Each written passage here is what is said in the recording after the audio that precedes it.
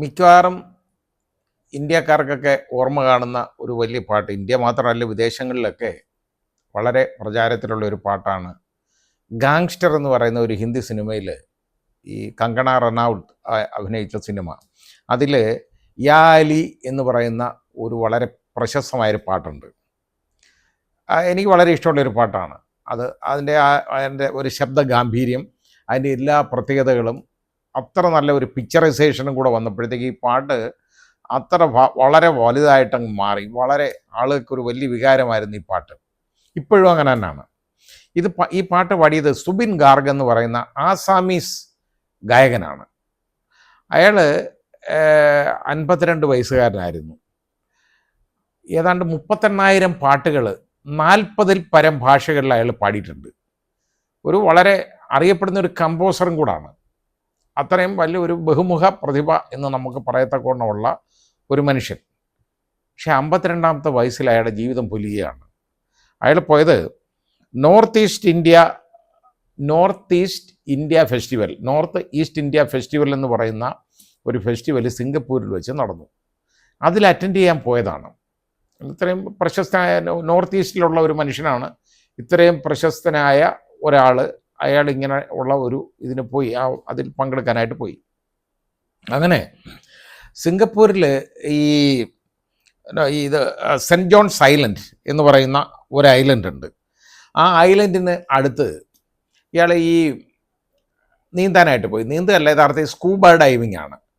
ഈ scuba diving എന്ന് പറയുന്ന ഓർമ്മ വരുമ്പോൾ എനിക്ക് ഓർമ്മ വരുന്നുണ്ട് സ്കൂബ ഡൈവിങ്. ഞാനൊക്കെ യഥാർത്ഥത്തിൽ വളരെ രക്ഷപ്പെട്ടത് ഞാൻ അതിനകത്ത് ഇറങ്ങാതെ. കാരണം അത് എല്ലാവർക്കും പറ്റിയൊരു പണിയല്ല. നമുക്ക് ഈ മാസ്കൊക്കെ ഇട്ട് നമ്മളെ ഇതും ഒക്കെ ധരിപ്പിച്ച് നമ്മളെ കുറച്ച് വെയിറ്റോട് കൂടിയുള്ള ഒരു കോട്ടുമൊക്കെ ഇടിപ്പിച്ച് നമ്മളെ നേരെ വെള്ളത്തിൻ്റെ താഴോട്ടിറക്കും. എന്നിട്ട് നമ്മുടെ കയ്യിൽ നിന്ന് ഒരു വള്ളി എന്ന് പറയുന്ന ട്യൂബാണ്, അത് ഓക്സിജനിലേക്ക് കണക്ട് ചെയ്തേക്കാണ് വെളിയിൽ. അത് വെളിയിലാണ്, ട്യൂബ് നമ്മുടെ കയ്യിലൊന്നുമല്ല. അപ്പോൾ ഇത് കൊണ്ട് നടക്കും. അതിനകത്ത് നമുക്ക് കടലിനകത്ത് ഇറങ്ങി അടിയിൽ പോയിട്ട് അടിത്തട്ടിലൂടെ നമുക്ക് അങ്ങോട്ടും ഇങ്ങോട്ടും ഒക്കെ നടക്കാം, അവിടെയുള്ള കാഴ്ചകളൊക്കെ കാണാം. ഇത് നേരെ ഇറങ്ങിപ്പോണം. അപ്പം എന്നെ ഒരുപാട് നിർബന്ധിച്ചു. ഇവിടെ ഞങ്ങൾ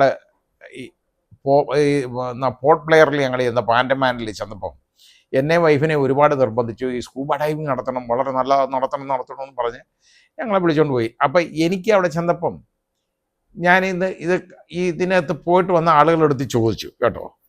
അതിൽ പോയേക്കുന്ന ഏതാണ്ട് അതിന് മുമ്പ് ഒരു 10 പേരുള്ള ഒരു ഗ്രൂപ്പ് ഇറങ്ങി ചോദിച്ചപ്പോൾ ഉണ്ടല്ലോ, അതിൽ 3 പേര് ഇതുപോലെ താഴെ ചെന്നിട്ട് നടക്കാനുണ്ട്. ബാക്കി ആളുകൾ ഇങ്ങനെ പൊങ്ങി വരും. ഒരു ലേഡി പറഞ്ഞപ്പോഴും എനിക്ക് ഓർമ്മയുണ്ട്, സാറേ ഞാൻ പൊന്തി, പിന്നെയും പിന്നെയും പൊന്തി, ഞാനിങ്ങ് കയറി പോരുന്നത് എനിക്ക് എന്ന് പറഞ്ഞാൽ ഇതൊരു വളരെ റിസ്ക് ഉള്ള ഒരു പരിപാടിയാണ്. മാത്രമല്ല നമ്മുടെ ഈ ട്യൂബിൻ്റെ ബന്ധം എങ്ങാനും വിടാനിടയായി കഴിഞ്ഞാൽ ഒന്നും ചെയ്യാനൊക്കത്തില്ല, അതിൽ കിടന്ന് വെള്ളം കുടിച്ച് മരിക്കും, അത്രേ ഉള്ളൂ. അപ്പോൾ ഇത് ഒരുപാട് അപകടങ്ങൾ ഉണ്ടാകുന്നതാണ്, പക്ഷെ പുറത്തറിയാറില്ല. സ്കൂബ ഡൈവിങ് അത് അറിയാവുന്ന ആളുകൾ മാത്രം, ട്രെയിൻഡ് ആയിട്ടുള്ള ആളുകൾക്ക് മാത്രം പറ്റിയതാണ്. ഇയാൾ ഇതുപോലെ സ്കൂബ ഡൈവിങ്ങിന് സുബിൻ ഗാർഗ് പോയി. അയാൾ നീന്തലൊക്കെ നന്നായിട്ട് നീന്തറിയാവുന്ന ആളാണ്.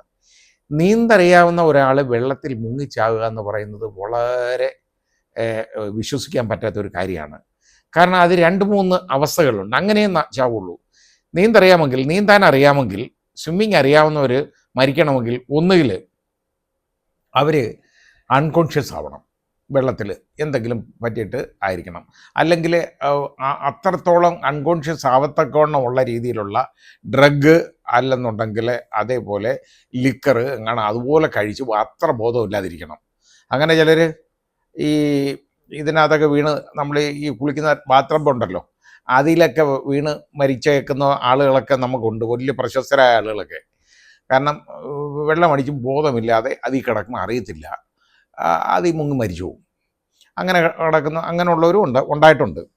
എന്ന് പറഞ്ഞ പോലെ ഇത് ഒന്നുകിൽ ഈ അൺകോൺഷ്യസ് ആവണം, അതായത് തലയിൽ ഇപ്പോൾ എന്തെങ്കിലും ഒരു വലിയൊരു സാധനം തട്ടി അത് ഇഞ്ചുറി വരും, അൺകോൺഷ്യസ് ആവണം, ആണെങ്കിൽ മരിച്ചു പോകും.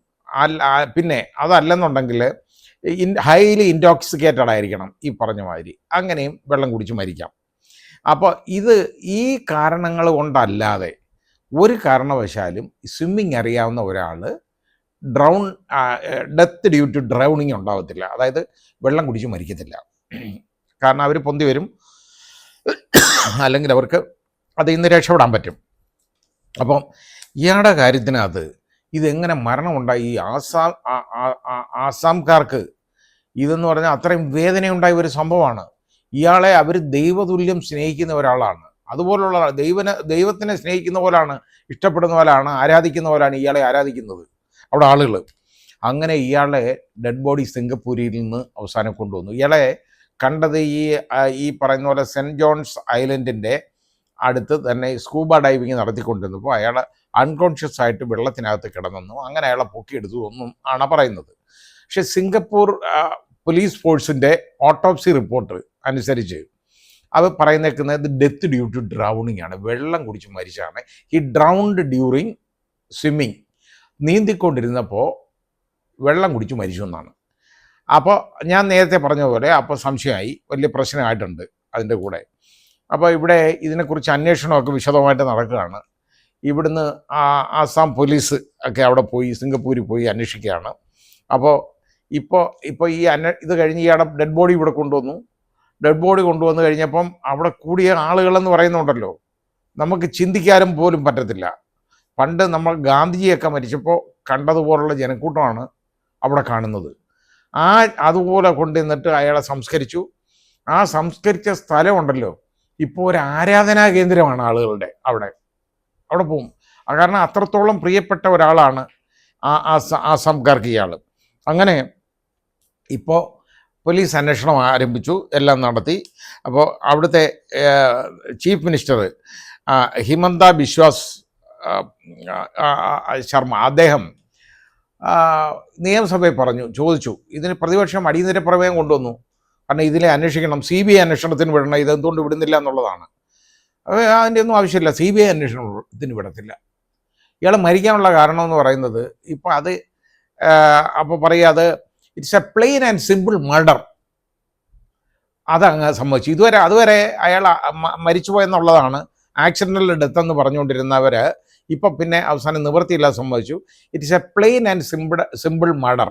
അതായത് ഒരു ലഘുവായ, ഒരു സാധാരണ രീതിയിലുള്ള ഒരു കൊലപാതകമാണെന്നാണ് കേട്ടോ ഇത് പറഞ്ഞേക്കുന്നത്. നല്ല രീതിയിൽ കൊല്ലപ്പെട്ടു എന്നുള്ളതാണ് ഹിമന്ത് ബിശ്വാസ് ശർമ്മ അവിടെ നിയമസഭയിൽ പറഞ്ഞത്.